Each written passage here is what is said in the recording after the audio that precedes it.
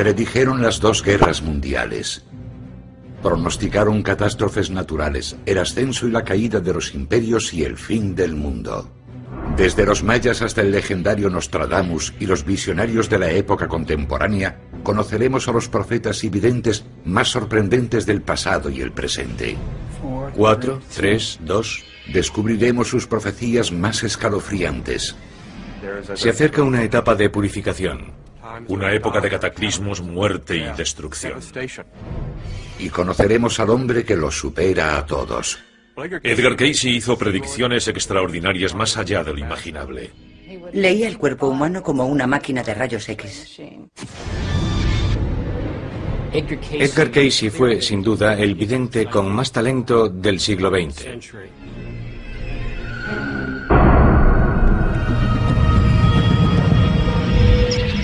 Descifrando la historia. El otro Nostradamus.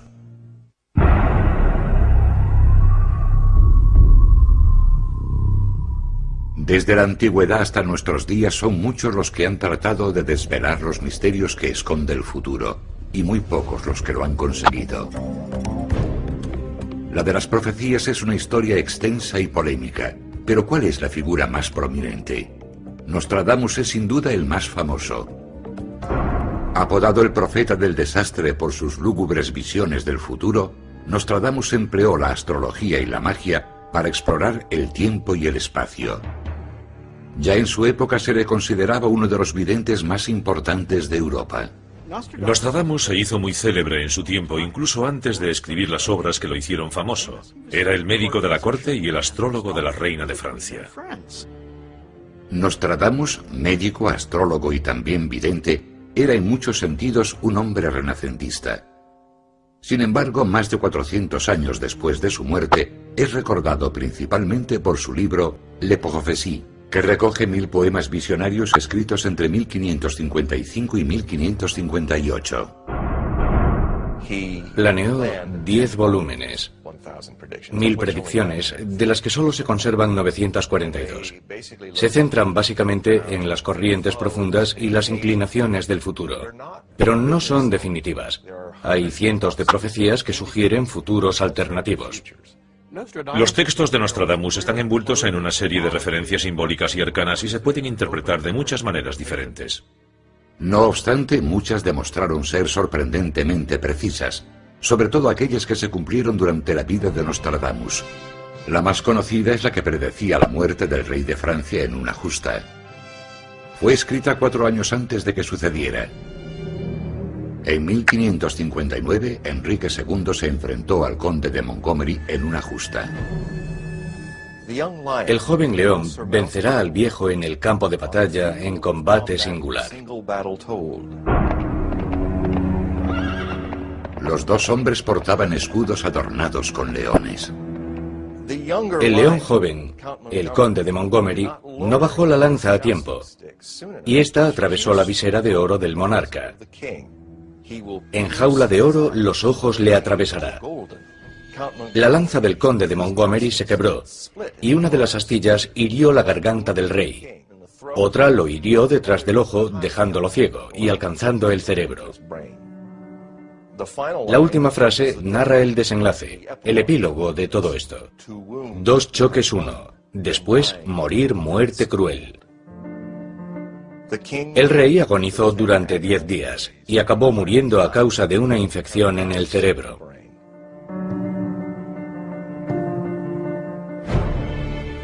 Se cree que Nostradamus predijo también la Revolución Francesa. De la gente esclava canciones, cantos y peticiones. Al porvenir, por idiotas sin cabeza, serán recibidos por oraciones divinas. El ascenso y caída del emperador Napoleón. De soldado simple llegará al imperio.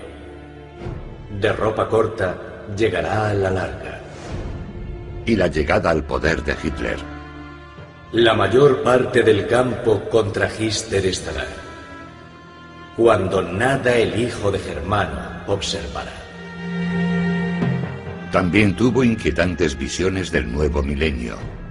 En la revuelta del gran número 7 aparecerá en tiempos fuegos de hecatombe, no alejado de la gran edad milenaria que los entrados saldrán de su tumba. Hasta el momento no se han cumplido estos malos augurios para nuestra época, pero Nostradamus sigue ocupando un lugar de honor entre los profetas más grandes de la historia. La gente está convencida de que Nostradamus sabía lo que decía porque una vez que se interpreta de una manera un cuarteto determinado que se relaciona con un hecho histórico, es difícil darse cuenta de que hay otras alternativas que encajarían igual de bien con el fragmento. Nostradamus sigue siendo un profeta polémico, pero al otro lado del canal, en Yorkshire, Inglaterra, vivió otra vidente que captaba imágenes muy poderosas de lo que iba a suceder. La madre Shipton vivió en la misma época que Nostradamus. Nació a finales del siglo XV y murió en 1561, 5 años antes que el francés. La madre Shipton describió minuciosamente, en verso, hechos que aún no se habían producido. Y ahora unas palabras, unos torpes versos sobre lo que nos traerán los tiempos. Por el mundo el pensar del hombre volará veloz como del ojo parpadear. Bajo las aguas el hombre caminará, cabalgará, dormirá y hasta hablará. En esos asombrosos días las mujeres sentirán el deseo de vestir como hombres, de usar pantalones y cortarse los mechones del cabello. Se cree que también predijo la Segunda Guerra Mundial y el fin del mundo tal y como lo conocemos. En 1926, casas de paja y palos construiréis, pues se planearán sangrientas guerras, y el fuego y la espada arrasarán las tierras. Los que vivan el siglo entero lo harán con pavor y miedo, ante el rugido de los océanos y las tormentas, cuando Gabriel se alce sobre mares y tierras. Y cuando haga sonar su fantástico cuerno, desaparecerá nuestro mundo y nacerá uno nuevo.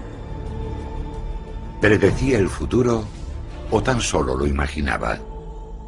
Los profetas son como arqueros que disparan su flecha para que alguien dibuje la diana a su alrededor. Sus afirmaciones son enormemente vagas, pueden leerse de muchas maneras distintas y permiten que el público las interprete de la forma que estime conveniente. Existe otro profeta cuya escalofriante predicción ha sobrevivido al paso de los siglos, manteniendo siniestramente su vigencia hasta nuestros días. La profecía de los papas de San Malaquías. San Malaquías fue un obispo que vivió en la Irlanda del siglo XII. En 1139, durante una estancia en Roma, tuvo una visión. Ante él surgieron una serie de frases en latín que identificaban a los 111 papas que dirigirían la Iglesia Católica hasta el fin de los tiempos. Pronunció 111 lemas en latín que representan la naturaleza, el nombre o destino o el escudo de armas de cada papa hasta el día del juicio final. Muchas de las frases parecen demasiado precisas para ser meras coincidencias. Juan XXIII, el 107º papa de la profecía, aparece como Pastor et Nautan, el pastor y marinero. Antes de llegar al papado, en 1958, fue patriarca de Venecia, una ciudad marítima. Pablo VI es Flos Floran, flor entre flores. Su escudo de armas era un lirio rodeado de lirios. Las profecías se refieren a Juan Pablo II como de labore solis, que significa el eclipse de sol, la labor del sol. Es el único pontífice de la lista cuyo nacimiento coincidió con un eclipse, y fue enterrado durante un eclipse. ¿Y qué hay del 111º y último papa de la profecía? De Gloria Olivae, de la gloria del olivo. Se trata de Benedicto XVI. Al final de la lista, supuestamente, Malaquías pronunció una última y lúgubre frase que no está numerada.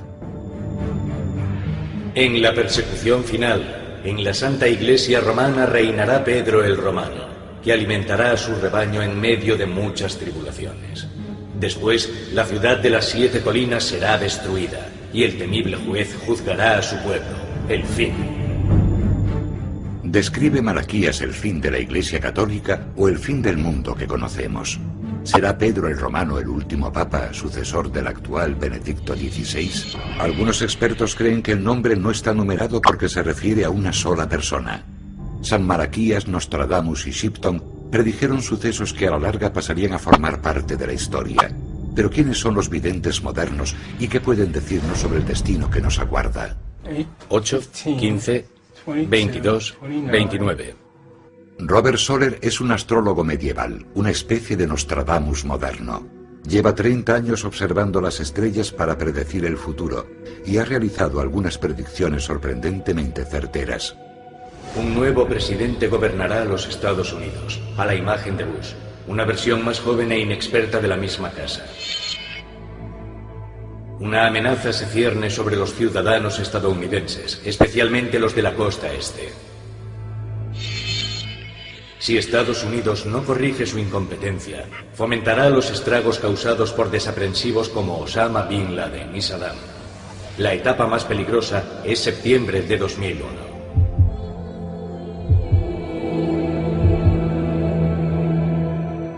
¿Una simple coincidencia o está el futuro realmente escrito en las estrellas?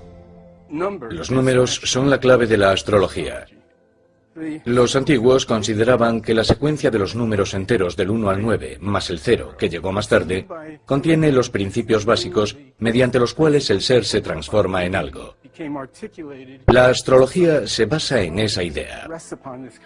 Los propios signos se convierten en números. Nadie sabe por qué funciona, pero muchas civilizaciones antiguas creían que las estrellas y la naturaleza contenían las respuestas a los misterios de la vida. Los mayas y los Hopi, como casi todos los pueblos indígenas del mundo, estaban muy conectados con el cielo. Los mayas concretamente tenían una gran capacidad para captar los ritmos celestes y crear calendarios de gran complejidad y precisión. El calendario maya fue diseñado para calcular las estaciones, pero era también un instrumento profético. El calendario finaliza repentinamente el 21 de diciembre de 2012, y las profecías mayas describen hechos aciagos en torno a esa fecha. El rostro del sol se apagará debido a una gran tempestad. Otra cultura indígena americana, la de los Hopi, tiene una profecía sobre una época de gran destrucción, sobre un día de purificación. He aquí las señales de la llegada de la gran destrucción. El mundo temblará, el hombre blanco combatirá en otras tierras, en aquellas en las que surgió la primera luz del conocimiento. Pronto acabará el cuarto mundo y comenzará el quinto mundo. Los indios Hopi afirman que el mundo ha sido destruido y ha vuelto a nacer al menos 4 veces. Muchas tradiciones indígenas señalan que esto ha sucedido 4 veces si nos acercamos a la quinta. Hay quien opina que los temas que se repiten en las distintas profecías no son más que ciclos de la historia. Todos los profetas hablan de temas parecidos. Nos hablan de los ciclos de la historia, de cómo se repite el mismo tipo de cosas una y otra vez. Es posible, pero hay un hombre cuyo poder profético sigue desconcertando a los escépticos más recalcitrantes. Un hombre que solo contaba con estudios de primaria desveló secretos del pasado que ningún historiador conocía hasta entonces. Predijo guerras, diagnosticó y curó enfermedades e intuyó grandes cambios en el planeta que solo podría haber descrito un científico. Y lo hizo todo mientras dormía. Durante 43 años un hombre llamado Edgar Cayce tuvo la increíble capacidad de entrar en trance y ofrecer información detallada sobre cualquier cosa que se le preguntase del presente, el pasado o el futuro. Edgar Cayce es probablemente el vidente más importante de todos los tiempos. Fue sin duda el vidente más dotado del siglo XX. Predijo la Segunda Guerra Mundial, la muerte de varios presidentes, el futuro de la medicina y diagnosticó enfermedades mientras dormía. Sus 14.306 lecturas psíquicas han sido archivadas y catalogadas por la Asociación para la Investigación y la Iluminación Espiritual de Virginia Beach, Virginia. Siguen constituyendo la mayor colección de material psíquico procedente de una sola persona. Edgar Cayce no realizó durante su vida 10, 20 o 500 lecturas, sino que hizo nada menos que 14.000. Solo hay que imaginarse a un artista de Las Vegas que tuviese que presentar un espectáculo distinto 2 veces al día durante 45 años. Sería completamente imposible. Edgar Cayce realizó lecturas sobre una enorme variedad de temas. Nostradamus no fue tan ecléctico. Al igual que Nostradamus, Cayce tuvo mucho éxito durante su vida.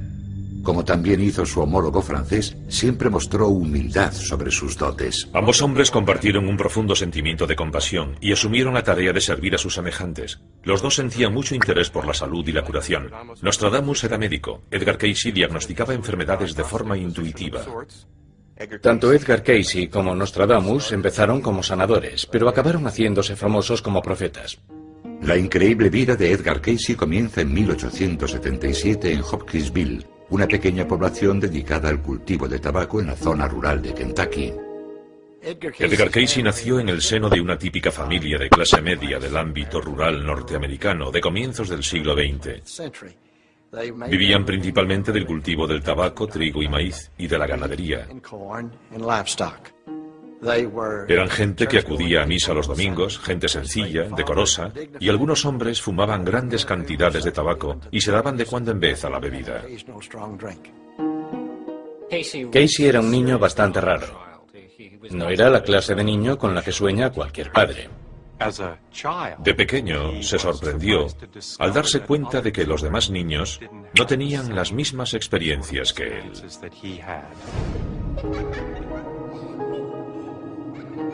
Durante su infancia, Edgar tuvo a menudo visiones mientras leía la Biblia en el bosque. Después de que su abuelo se ahogara en una charca de la granja, el joven Cayce declaró verlo con frecuencia deambulando por la propiedad. También dicen que tenía la extraña capacidad de memorizar libros enteros durmiendo sobre ellos. De haber nacido en otro entorno, y no en una pequeña comunidad rural, es posible que Edgar hubiese acabado como atracción de feria. Por suerte, creció rodeado de gente que lo quería y lo protegió. Su don más sorprendente, el que le valdría el apelativo de profeta durmiente, se manifestaría años después cuando Cayce tenía 20 y pocos años. En esa época trabajaba como agente de seguros y desarrolló una laringitis aguda.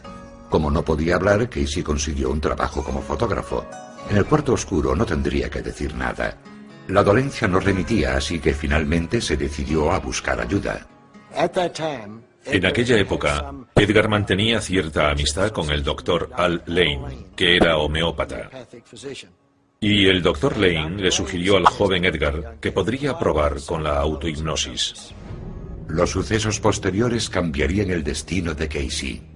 El 30 de marzo de 1901, en una casa de 2 pisos situada en el número 7 de West Street, en Hopkinsville, Kentucky, Edgar Cayce yacía en un sofá en un estado contemplativo y meditativo de autohipnosis.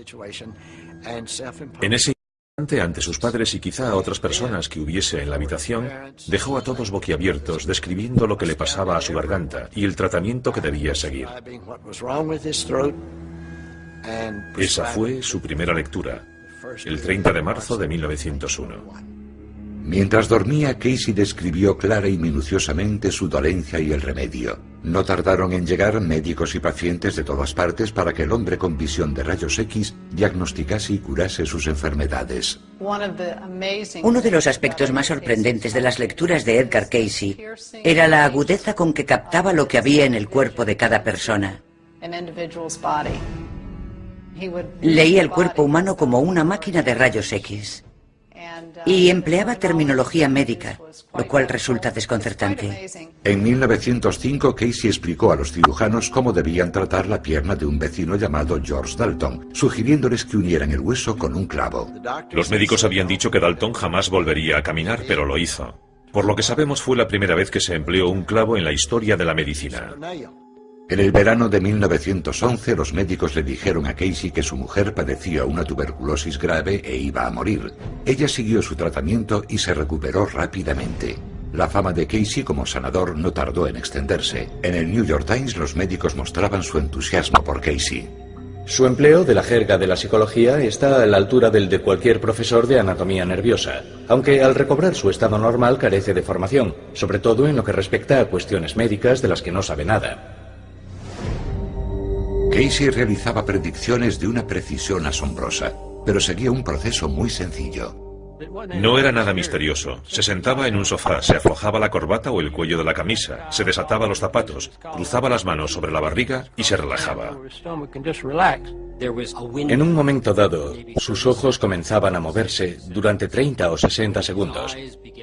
Y ese era el momento en que podía plantearse una pregunta a Edgar Cayce. Solo necesitaba saber el nombre de la persona para la que realizaba la lectura y dónde se encontraba en ese momento, ya fuese en California o en Kalamazoo. Curiosamente, Cayce no recordaba nada al abrir los ojos, tanto si realizaba un diagnóstico como si recetaba un remedio o predecía el futuro. No recordaba nada de lo que había dicho en su lectura. Pronto algunos clientes comprendieron las posibilidades de su don. La gente deslizaba una pregunta sobre qué caballo iba a ganar cierta carrera o qué iba a suceder en la bolsa, y él respondía. Mientras sus clientes se enriquecían gracias a él, Cayce padecía inexplicables dolores de cabeza. Cuando intervenían intereses egoístas era como si la pantalla del radar se volviese borrosa. Sus predicciones no resultaban igual de claras o precisas. Se ponía enfermo o se le revolvía el estómago. Al final dijo, se acabó, no volveré a hacer esto. En 1912, Cayce, desencantado, abandona Hopkinsville junto a su joven esposa Gertrudis y Hugh Lynn, su hijo. Se muda a Selma, Alabama, donde retoma su trabajo de fotógrafo. Trabajó en eso hasta que a mi hermano se le cayó una cerilla en una lata de pólvora y se quemó terriblemente la cara. Todos los médicos aseguraron que no recuperaría la vista, y mi hermano le pidió a mi padre que hiciera una lectura. 2 semanas después, tras seguir los consejos de su padre, el ojo de Hugh Lynn estaba como nuevo. Mi padre se dio cuenta de que podía volver a ayudar a la gente, y que quizá era lo que debía hacer. Pero sería mi madre la única que formulase las preguntas para evitar que se repitiera lo de Hopkinsville. Cayce estaba a punto de descubrir nuevas habilidades. Sus escalofriantes visiones iban a convertirlo en el profeta más importante del siglo XX.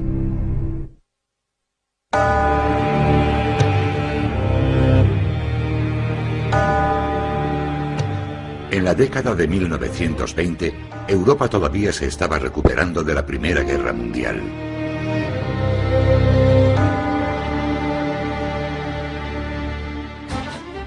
Por el contrario, Norteamérica disfruta de su transformación en una superpotencia mundial.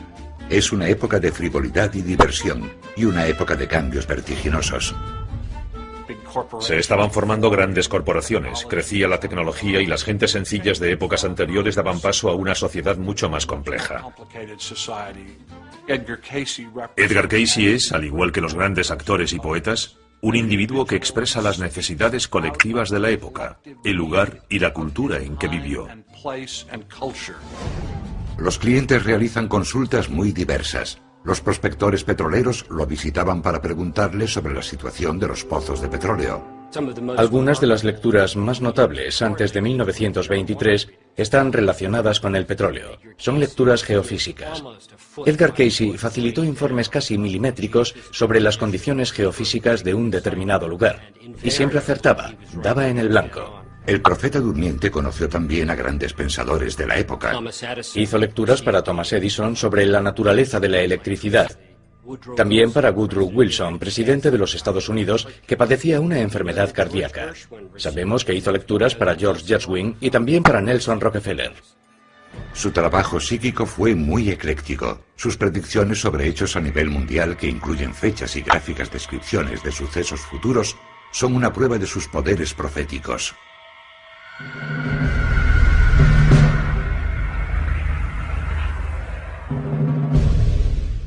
Algunas lecturas de este tipo son realmente espeluznantes. Parecía estar leyendo los titulares con 4 años de antelación. En 1925, estando en trance, un cliente le preguntó sobre el futuro económico y él le contestó, será mejor que vendas tus acciones. Habrá que tener cuidado ante las fuerzas adversas que surgirán en 1929 para que no salga perdiendo la entidad. Cayce predijo la llegada de la depresión con 4 años de antelación. En 1931 acertó al pronosticar el fin de los malos tiempos que seguían asolando el país. En la primavera del 33 se producirá una mejoría definitiva. The only thing we have to fear is fear itself. Sin duda se refería al New Deal, cuando comenzamos a superar lentamente la depresión. Casey también predijo la siguiente guerra mundial antes de que nadie pudiese imaginar algo semejante. En 1935, Edgar Cayce realizó una lectura para un transportista de 29 años que deseaba obtener información sobre cuestiones de índole internacional. Cayce predijo una alianza entre austríacos, alemanes y japoneses. Y dice en su lectura que si la divinidad no interviene, el mundo arderá. En 1935, nadie podía imaginar que algo así fuese a suceder. La Sociedad de Naciones seguía en funcionamiento y no parecía probable que estallase otra guerra, pero... Parece que Edgar Cayce tuvo una especie de presentimiento psíquico sobre el estallido de la Segunda Guerra Mundial. Ciertamente las noticias que llegaban presagiaban una posible guerra, pero él adivinó el momento en que todo comenzaría e incluso su final y muchas de las cosas que sucedieron durante los años del conflicto. Cayce también previno revueltas sociales que se produjeron mucho después de su muerte en 1945. Now is the time to rise from the dark and desolate valley of segregation to the sunlit path of racial justice. La precisión de las predicciones de Edgar Cayce también se hace notar en sus declaraciones sobre la instauración de la ley de la calle en los Estados Unidos, si no se producían algunos cambios sociales. Surgirá la división en vuestra propia tierra antes de que llegue el segundo presidente que morirá durante su mandato, la ley de la calle. En abril de 1945, Roosevelt muere ocupando la presidencia. En noviembre del 63 se produce el asesinato de Kennedy, cuando se intensifica el movimiento por derechos civiles. Este ejemplo nos demuestra que Edgar Cayce fue también un importante analista de cuestiones sociales. Declaró que si no se reordenaba en cierta medida la sociedad, si no se equilibraban las cosas, habría dos leyes diferentes, una para los ricos y privilegiados y otra para los pobres, y que se avecinaban cambios enormes y complicados para nuestra cultura. We will be able to work together, to pray together, to struggle together, to go to jail together, to stand up for freedom together. Cayce no era ni republicano ni demócrata. No defendía unas ideas políticas determinadas, pero sí tenía un claro compromiso moral sobre lo que debíamos hacer para cumplir nuestro destino como nación. Las visiones de Cayce sobre los disturbios sociales, la guerra o la medicina se habrían perdido de no ser por Gladys Davis, una joven taquígrafa contratada por Cayce en 1923 para registrar sus palabras cuando entraba en trance. Fue mucho más que una taquígrafa. Ella fue la que completó el trabajo y hoy tenemos las lecturas gracias a Gladys Davis. I felt an instant attraction to this man. I just trusted him. One day during a reading, he said a string of words, so I was wondering whether I should put a dash or comma or just how to word this. And over there asleep on the couch, I mean, his eyes closed, he said, put a comma between these. Tomaba notas durante la lectura y después las pasaba a máquina y enviaba una copia a la persona interesada. Para mantener la confidencialidad, se eliminaban los nombres de las personas que encargaban las lecturas y se sustituían por números. A Cayce no le importaba si sus clientes eran pobres o poderosos. Nunca cobró dinero por sus lecturas. Dependía de las donaciones que recibía. Una decisión que afectó mucho a su familia. Teníamos problemas financieros continuamente. Mi madre se preguntaba con frecuencia qué comeríamos a la semana siguiente. Cuando hacía 2 o 3 lecturas seguidas y tenía algo de dinero, compraba un saco de tierra para el jardín o un frutal nuevo. Mi padre hacía aquello porque sentía que ayudaba a la gente, y eso es lo que él quería. La mayor ambición de Cayce era abrir un hospital en el que tratara a sus pacientes de acuerdo a sus lecturas. En 1925 se mudó a Virginia Beach, donde abrió un hospital 3 años más tarde. Cerró en 1931, en plena depresión. Después del fracaso del hospital, Lo había perdido todo. Le oí decir que aquel era el momento más triste de su vida.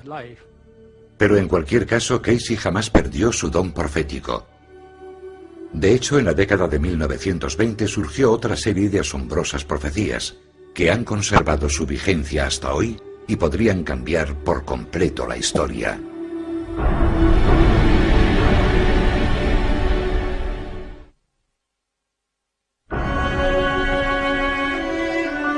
Edgar Casey repitió durante 43 años de su vida el acto de tumbarse en un sofá, colocar sus manos sobre el plexo solar y entrar en trance. En dicho estado realizaba un viaje espacial y temporal que le permitía predecir guerras, diagnosticar enfermedades y en algunas de sus lecturas más misteriosas reescribir la historia. Para estudiar sus predicciones resulta interesante observar algunas de sus declaraciones retrocognitivas en las que echaba la vista atrás y hablaba de cosas que no se encuentran en los libros de historia. Casey parecía conocer secretos del pasado que solo han podido revelar los aparatos de alta tecnología y años de excavaciones. Mucho antes del descubrimiento en 1947 de los manuscritos del Mar Muerto, Casey habló de una antigua secta del judaísmo, los esenios, que según los especialistas estaba formada solo por hombres. Casey dijo que los esenios eran una comunidad compuesta por hombres, mujeres y niños. Los especialistas tenían sus dudas hasta que en la década de 1950 y tras la muerte de Casey, los arqueólogos desenterraron esqueletos de mujeres esenias cerca del lugar donde se habían hallado los manuscritos. También habló de temas geológicos interesantes. Sugirió que en algún momento el río Nilo había discurrido en dirección contraria a la actual y que desembocaba directamente en el Océano Atlántico. En la década de 1980, imágenes captadas desde el espacio revelaron la existencia de valles fluviales desconocidos bajo las zonas más áridas del Sáhara. Las imágenes y estudios realizados en dichos lugares han confirmado que el Nilo cruzó en algún momento el Sáhara para desembocar en el Atlántico. Durante la vida de Edgar Casey, muchas de las cosas que decía sobre civilizaciones perdidas y el mundo antiguo se consideraban ciencia ficción. Hasta la segunda mitad del siglo y hasta que se hallaron los manuscritos del Mar Muerto, la gente no estudiaba sus lecturas de forma seria y realista, pero a partir de ahí comenzaron a pensar que quizá no eran tan descabelladas como realmente parecían. Es probable que las lecturas históricas de Casey más sorprendentes sean las relacionadas con la tierra perdida de la Atlántida. Edgar Casey consideraba la Atlántida el primer gran Edén sobre la Tierra. Es anterior al Edén que conocemos, el situado entre el Tigris y el Éufrates, el de Adán y Eva. Edgar Casey consideraba que la Atlántida era un continente enorme, en mitad del Océano Atlántico. Los hombres que vivían allí poseían un profundo conocimiento de las fuerzas del universo y eran capaces de aprovechar dichos poderes para construir aparatos como objetos voladores, cristales, etc. Sin embargo, según las lecturas, los atlantes abusaron de su poder sobre la naturaleza y la Atlántida desapareció a causa de un cataclismo hace unos 10.000 años.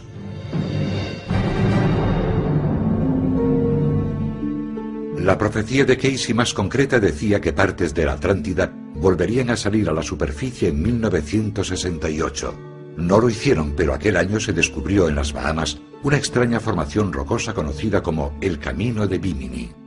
La mayoría de los arqueólogos creen que se trata de roca de playa, que consiste en rocas que se fracturan en paralelo a la costa, pero se tuercen al final formando algo así como una jota, lo cual resulta extraño. Nadie ha reunido pruebas concluyentes que demuestren que la Atlántida se encuentra bajo las Bahamas. Pero según Casey, Bimini no es el único vínculo que nos queda con el continente perdido. Antes de su destrucción, los atlantes ocultaron documentos sobre su historia en otros lugares, según él. Uno se escondió en la península de Yucatán y el otro en la zarpa derecha de la Esfinge, en Egipto. A principios de los años 90, el doctor Robert Schoch, profesor de geología de la Universidad de Boston, llevó a cabo estudios geológicos y sísmicos sobre la Esfinge. No me metí en esto para confirmar lo dicho por Edgar Casey ni ningún otro psíquico o profeta. No sabía nada de él, aparte de su nombre. Schock y su equipo realizaron un descubrimiento sorprendente. Conseguimos realizar un modelo de lo que se esconde bajo la gran esfinge. Bajo la zarpa izquierda de la esfinge y delante de esta, a unos 25 metros de profundidad, hay una gran cámara. Por su forma regular, creemos que fue realizada por el hombre. Y no solo eso, sino que hay algo en su interior. Por su forma de resonar, por su zumbido, creemos que hay algo en la cámara. ¿Se ocultarán ahí los documentos de los que habló Casey? Nadie ha seguido explorando por el momento, aunque hasta ahora las fascinantes profecías de Casey sobre la Atlántida no han cumplido las expectativas. No obstante, hay quien defiende que será el método de Casey y no su material el que tenga mayores repercusiones en nuestra forma de entender el mundo y a nosotros mismos. De hecho, él afirmaba que con un poco de práctica todos podríamos hacer lo mismo que él. No creo que exista ni una sola persona que no posea mi habilidad, si está dispuesta a sacrificarse y olvidar su propio interés, requisito indispensable para desarrollar dichas habilidades. Casey podía incluso describir de dónde obtenía la información a la que accedía cuando entraba en trance. Según él, provenía del subconsciente del individuo para la lectura y de los registros acásicos, una fuente universal de conocimiento que albergaba todos los pasados, presentes y futuros de la humanidad. Edgar Casey decía que al ponerse en un plano superior, el tiempo y el espacio desaparecen. El futuro y el pasado no existen. Todo sucede en un fascinante momento de expresión. Aunque el tiempo es una ilusión con un propósito. Las lecturas de Casey también sugieren que es posible cambiar el futuro. Una idea que compartía otro gran profeta, Nostradamus. Edgar Casey y Nostradamus creían que el futuro es maleable, que se puede alterar. También es verdad que los profetas son a la vez propagandistas. Intentan convencer al futuro de que cambie de rumbo. ¿Por qué querría Casey cambiar el futuro? ¿Y qué terribles cataclismos predijo para el nuevo milenio? Realizó predicciones espectaculares sobre cambios en el planeta, hechos más catastróficos de lo que quizás seamos capaces de imaginar.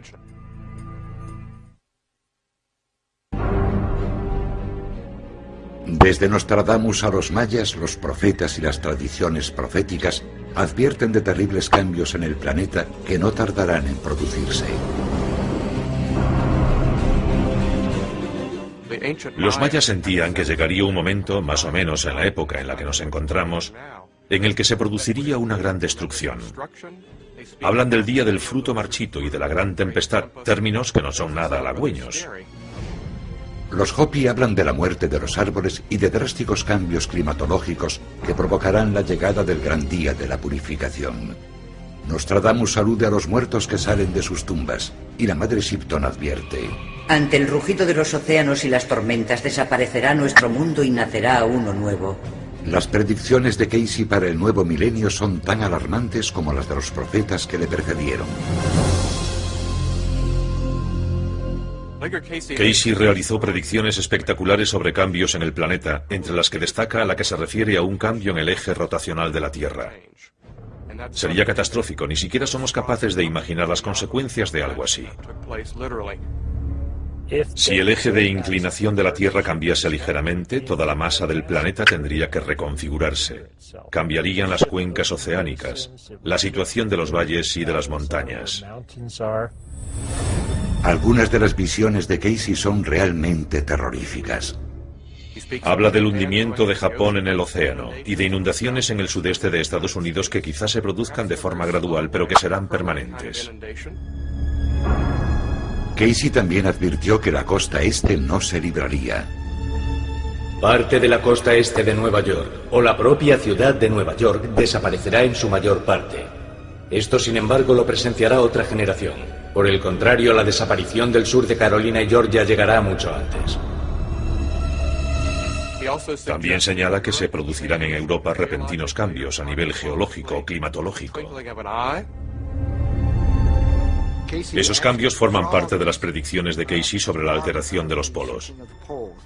Declaró que los Grandes Lagos descenderían hasta el Valle del Mississippi y que desde ahí llegarían hasta el Golfo de México. Resulta sorprendente que Casey, que no sabía nada en absoluto sobre tectónica de placas, dijese que señales en el interior de la Tierra nos prevendrían de la llegada del cambio de los polos. La predicción más impresionante de Edgar Cayce es la que habla de importantes cambios en el planeta, que se irían haciendo cada vez más patentes a partir de 1958 y hasta 1998. A partir de esa fecha, la tendencia se haría todavía más pronunciada, con lo que sabremos que se acerca la alteración de los polos. Se producirán levantamientos en el Ártico y en el Antártico que provocarán erupciones volcánicas en las zonas tórridas. Todo esto sucederá en el periodo comprendido entre el 58 y el 98. La actividad volcánica está aumentando. En los últimos 50 años, la actividad en la zona tórrida, así como en el resto del planeta, ha aumentado un 500%. Casey también pronosticó una oleada de fuertes tormentas y terremotos en este periodo. En los últimos 10 años, la actividad sísmica en el Atlántico ha sido mayor que nunca, y cada vez se detectan más terremotos en todo el globo. En 1999, unos investigadores alemanes registraron más de 200 terremotos en el Círculo Polar Ártico en tan solo 7 meses. ¿Compartían acaso Casey, Shipton, Nostradamus, los mayas y los Hopi el mismo libro de profecías? Da la impresión de que hombres de distintas culturas han coincidido en una especie de conocimiento universal. Nostradamus y Casey también coincidieron en ese aspecto. ¿Está a punto de desaparecer el mundo tal y como lo conocemos? Parecen coincidir en que se producirá algún tipo de desastre relacionado con el cielo, con las cosechas, con la subida del nivel del mar. Cada uno hace hincapié en un aspecto determinado, pero están de acuerdo en que se aproxima una fase de crisis evolutiva. Son muchas las tradiciones proféticas que hablan de períodos de destrucción, cataclismo, muerte y devastación. Esas predicciones son una llamada de atención para el ser humano, los distintos países y el mundo, sobre la necesidad de prestar atención a nuestra relación con el planeta, con la naturaleza y entre los propios seres humanos. A pesar de lo lúgubre de sus profecías, Casey creía en el presente. También creía, al igual que Nostradamus y otros profetas anteriores, que tenemos algo que decir sobre lo que suceda en el futuro. En cualquier caso, en 1939, tal y como había predicho Casey, estalló la Segunda Guerra Mundial. Y en 1941, cuando Norteamérica se vio envuelta en el conflicto, empezó a recibir cartas de personas que le preguntaban sobre la suerte de sus seres queridos que peleaban en el extranjero. Edgar, por sus propias lecturas, sabía que no debía realizar más de 2 sesiones diarias, una por la mañana y otra por la tarde, porque cada lectura psíquica acarreaba un gran desgaste emocional para su sistema. Pero Edgar no sabía decir que no, y eso supuso su perdición. Durante el verano de 1944, hacía 7 u 8 lecturas al día. En septiembre de 1944, Edgar, agotado, sufrió un derrame cerebral. Murió el 3 de enero de 1945 en Virginia Beach. Fue enterrado en Hopkinsville, Kentucky, su ciudad natal. En el exterior del cementerio, una placa de bronce recuerda su trabajo. Muchos creen que fue algo más que un gran profeta. Relegar a Casey al lugar de alguien que simplemente predecía el futuro lo convierte en una mera atracción. Dejó un material de tanto valor que constituye más bien una fuente de información que puede ayudar a la gente en este mismo momento. Fue muchas cosas a la vez. No podemos ponerle la etiqueta de místico, ni la etiqueta de psíquico, ni la de profeta. Al final no tiene importancia si las lecturas de Edgar Casey fueron acertadas o no respecto a la historia de Egipto o de la Atlántida, o si dicha historia existió. Para mí lo auténticamente importante es que nos ayudó a comprender mejor quiénes somos y por qué estamos aquí. Hoy, el material de Casey sigue arrojando luz sobre casi cualquier cuestión bajo el sol. A través de lo que quiera que hiciera e independientemente de la manera en que lo hiciera, Casey, al igual que los grandes videntes que le precedieron, dejó una visión sobre nuestro posible futuro. Aún está por ver si sus predicciones se cumplirán.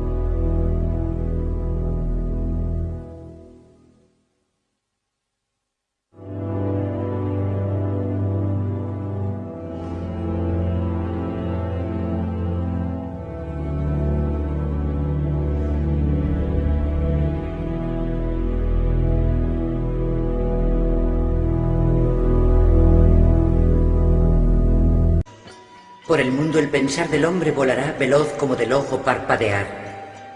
Bajo las aguas el hombre caminará, cabalgará, dormirá y hasta hablará. En esos asombrosos días las mujeres sentirán el deseo de vestir como hombres, de usar pantalones y cortarse los mechones del cabello. Se cree que también predijo la Segunda Guerra Mundial y el fin del mundo tal y como lo conocemos. En 1926, casas de paja y palos construiréis, pues se planearán sangrientas guerras, y el fuego y la espada arrasarán las tierras. Los que vivan el siglo entero lo harán con pavor y miedo, ante el rugido de los océanos y las tormentas, cuando Gabriel se alce sobre mares y tierras. Y cuando haga sonar su fantástico cuerno, desaparecerá nuestro mundo y nacerá uno nuevo. ¿Predecía el futuro o tan solo lo imaginaba? Los profetas son como arqueros que disparan su flecha para que alguien dibuje la diana a su alrededor. Sus afirmaciones son enormemente vagas, pueden leerse de muchas maneras distintas y permiten que el público las interprete de la forma que estime conveniente. Existe otro profeta cuya escalofriante predicción ha sobrevivido al paso de los siglos, manteniendo siniestramente su vigencia hasta nuestros días. La profecía de los papas de San Malaquías. San Malaquías fue un obispo que vivió en la Irlanda del siglo XII. En 1139, predijeron las dos guerras mundiales. Pronosticaron catástrofes naturales, el ascenso y la caída de los imperios y el fin del mundo. Desde los mayas hasta el legendario Nostradamus y los visionarios de la época contemporánea, conoceremos a los profetas y videntes más sorprendentes del pasado y el presente. 4, 3, 2. Descubriremos sus profecías más escalofriantes. Se acerca una etapa de purificación. Una época de cataclismos, muerte y destrucción. Y conoceremos al hombre que los supera a todos. Edgar Cayce hizo predicciones extraordinarias más allá de lo imaginable. Leía el cuerpo humano como una máquina de rayos X. Edgar Cayce fue, sin duda, el vidente con más talento del siglo XX.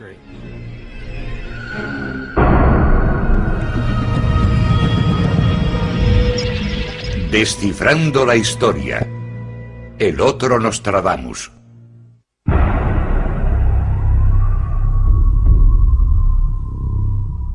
Desde la antigüedad hasta nuestros días son muchos los que han tratado de desvelar los misterios que esconde el futuro, y muy pocos los que lo han conseguido. La de las profecías es una historia extensa y polémica, pero ¿cuál es la figura más prominente? Nostradamus es sin duda al imperio. De ropa corta llegará a la larga. Y la llegada al poder de Hitler. La mayor parte del campo contra Hitler estará. Cuando nada el hijo de Germano observará. También tuvo inquietantes visiones del nuevo milenio. En la revuelta del gran número séptimo aparecerá en tiempos juegos de hecatombe, no alejado de la gran edad milenaria que los entrados saldrán de su tumba. Hasta el momento no se han cumplido estos malos augurios para nuestra época. Pero Nostradamus sigue ocupando un lugar de honor entre los profetas más grandes de la historia. La gente está convencida de que Nostradamus sabía lo que decía porque una vez que se interpreta de una manera un cuarteto determinado que se relaciona con un hecho histórico, es difícil darse cuenta de que hay otras alternativas que encajarían igual de bien con el fragmento. Nostradamus sigue siendo un profeta polémico, pero al otro lado del canal, en Yorkshire, Inglaterra, vivió otra vidente que captaba imágenes muy poderosas de lo que iba a suceder. La madre Shipton vivió en la misma época que Nostradamus. Nació a finales del siglo XV y murió en 1561, 5 años antes que el francés. La madre Shipton describió minuciosamente, en verso, hechos que aún no se habían producido. Y ahora unas palabras, unos torpes versos sobre lo que nos traerán los tiempos. El más famoso. Apodado el profeta del desastre por sus lúgubres visiones del futuro, Nostradamus empleó la astrología y la magia para explorar el tiempo y el espacio. Ya en su época se le consideraba uno de los videntes más importantes de Europa. Nostradamus se hizo muy célebre en su tiempo, incluso antes de escribir las obras que lo hicieron famoso. Era el médico de la corte y el astrólogo de la reina de Francia. Nostradamus, médico, astrólogo y también vidente, era en muchos sentidos un hombre renacentista. Sin embargo, más de 400 años después de su muerte, es recordado principalmente por su libro Le Prophéties, que recoge 1000 poemas visionarios escritos entre 1555 y 1558. Planeó 10 volúmenes, 1000 predicciones, de las que solo se conservan 942. Se centran básicamente en las corrientes profundas y las inclinaciones del futuro, pero no son definitivas. Hay cientos de profecías que sugieren futuros alternativos. Los textos de Nostradamus están envueltos en una serie de referencias simbólicas y arcanas y se pueden interpretar de muchas maneras diferentes. No obstante, muchas demostraron ser sorprendentemente precisas, sobre todo aquellas que se cumplieron durante la vida de Nostradamus. La más conocida es la que predecía la muerte del rey de Francia en una justa. Fue escrita 4 años antes de que sucediera. En 1559, Enrique II se enfrentó al conde de Montgomery en una justa. El joven león vencerá al viejo en el campo de batalla en combate singular. Los dos hombres portaban escudos adornados con leones. El león joven, el conde de Montgomery, no bajó la lanza a tiempo, y ésta atravesó la visera de oro del monarca. En jaula de oro los ojos le atravesará. La lanza del conde de Montgomery se quebró, y una de las astillas hirió la garganta del rey. Otra lo hirió detrás del ojo, dejándolo ciego y alcanzando el cerebro. La última frase narra el desenlace, el epílogo de todo esto. 2 choques 1, después morir muerte cruel. El rey agonizó durante 10 días y acabó muriendo a causa de una infección en el cerebro.